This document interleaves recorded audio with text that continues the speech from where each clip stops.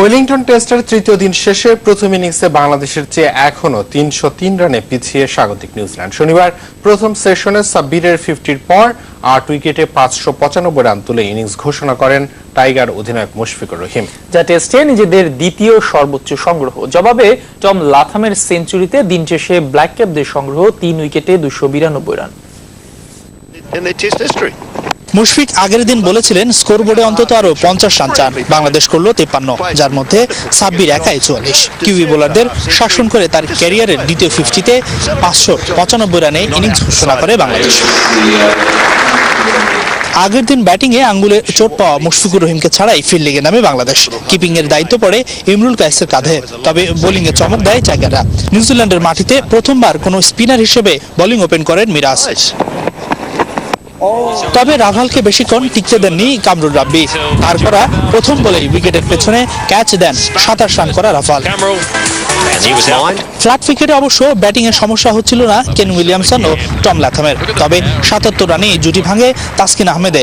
দারুণ ডেলিভারিতে ৫৩ করা কিউই ক্যাপ্টেনকে ফিরিয়ে অভিষেক উইকেটটা স্মরণীয় করেন এই পেসার। পরের সাফল্যের জন্য বাংলাদেশকে অপেক্ষা করতে হয় তৃতীয় সেশন পর্যন্ত। দলীয় ২০৫-এ ৪০ রানে রস টেলরকে তুষ্ট রেখে সাজঘরে পাঠান কামরুল ইসলাম রাব্বি। দিনের বাকি সময়টা নিউজিল্যান্ডের ১৭১ বলে ক্যারিয়ারের ষষ্ঠ সেঞ্চুরি তুলে নেন Tom Latham.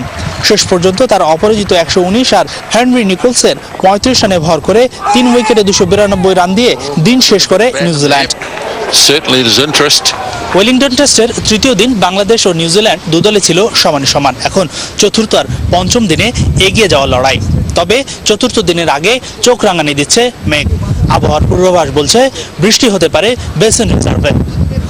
Hasanur Rahman, Jamuna sports, Wellington, New Zealand. কিউইদের মাত্র ৩ ব্যাটসম্যান আউট হলেও এখনই জয়ের আশা ছাড়ছে না বাংলাদেশ। চতুর্থ দিনে স্বাগতিকদের যত দ্রুত সম্ভব আউট করে বড় লিড নেওয়ার স্বপ্ন দেখছে টাইগাররা। সফল হতে নতুন দিন ধৈর্য ধরে একই লাইন লেন্থে বল করতে চান পেসার কামরুল ইসলাম রাব্বি। টম লাথামের ব্যাটে দিনটা ভালো কাটলেও চেপে ধরতে পারে বাংলাদেশ, এমন আশঙ্কা আছে নিউজিল্যান্ডের অভিজ্ঞ ব্যাটসম্যান রস টেইলরের। ব্যাট হাতে ভালো করার পর বল হাতে প্রথম ইনিংসে এখন পর্যন্ত ভালোই করেছে বাংলাদেশ। তবে স্বাগতিকদের আরো চেপে ধরতে চায় টাইগাররা। লক্ষ্য একটাই, প্রথম ইনিংসে লিড নেওয়া এবং তা যত দ্রুত সম্ভব। প্যাশন রাখবো, হ্যাঁ, আমাদের যে ধৈর্য নিয়ে আমরা জায়গায় বল করব, কারণ উইকেটে আমরা ৬০০ রান করেছি। তার মানে উইকেটটা আসলে ওই রকমের না যে আমি চাইলে উইকেট বের করতে পারবো বোলিং করে। পেস বলাররা বলেন, স্পিনাররা বলেন, তার মানে আমরা ধৈর্য ধরে ভালো জায়গায় বল করতে হবে। অবশ্যই ভুল করবে এবং আমরাও ভালো দু একটা ডেলিভারি কিছু একটা হবে আর। তবে এই লক্ষ্য জয় করতে হলে কঠিন পরীক্ষা দিতে হবে বাংলাদেশি বোলারদের, তাও জানা পেসার কামরুল ইসলাম রাব্বির। টেস্ট ক্রিকেটে বাংলাদেশের অনভিজ্ঞ পেস লাইন আপের বড় ভরসা সাকিব তামিমের মতো অভিজ্ঞদের পরামর্শ বলছেন রাব্বি। তবে চতুর্থ দিন বড় বাধা হয়ে দাঁড়াতে পারে হঠাৎ বৈরী হয়ে ওঠা আবহাওয়া। ওয়েদারটা আসলে বেশি ঠান্ডা ছিল আজকের শেষের দিকে, খুবই কষ্ট হচ্ছিল যে অনেক বেশি ঠান্ডা, শরীর গরম হচ্ছে না, মাঠের ভিতর ফিল্ডিং করতে অনেক ঠান্ডা, অনেক বাতাস, সম্পূর্ণ এরকম ওয়েদারে আমরা খুব কম ম্যাচ খেলেছি।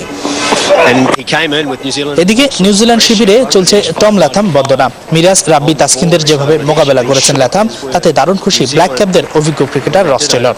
তবে বাংলাদেশকে বিপজ্জনক দল বলছেন তিনি। এখনো এই টেস্টে ৩ ধরনের ফলই হতে পারে, দাবি এই অভিজ্ঞ ক্রিকেটারের। বাংলাদেশ টি-20 আর ওয়ানডেতে ভালো করতে পারেনি, তার বড় কারণ মুশফিকের অনুপস্থিতি।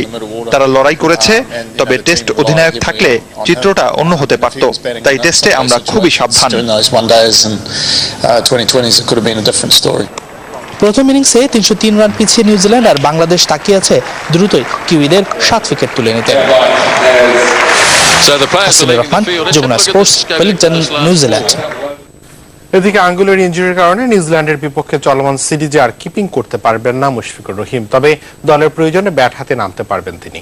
এক্স-রে রিপোর্টে অবশ্য জানা গেছে আঙ্গুলে চির ধরেনি মুশির, তবে ফুলে যাওয়ায় এখনই গ্লাভস হাতে তুলতে পারবেন না টেস্ট অধিনায়ক।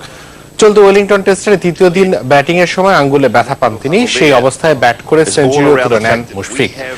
তবে তৃতীয় দিনে ফিল্ডিং এ নামতে পারেননি আর তিনি। তার বদলে উইকেট রক্ষকের ভূমিকায় ছিলেন ইমরুল কায়েস। কোনো অবভিয়াস কোনো ফ্র্যাকচার পাওয়া যায়নি, কিন্তু তারপরে যেহেতু ফোলা আছে এবং ব্যথা আছে, সে কারণে হয়তো টেস্টের শেষে কিংবা আগামী 48 ঘন্টার মধ্যে আবার রিভিউ করা হবে তার কন্ডিশন। এবং এখন পর্যন্ত মানে আশা করা যাচ্ছে যে হয়তো সেকেন্ড ইনিংসে ব্যাট করবে, কিন্তু ব্যথা আছে যেহেতু ব্যথার উপর আসলে ডিপেন্ড করে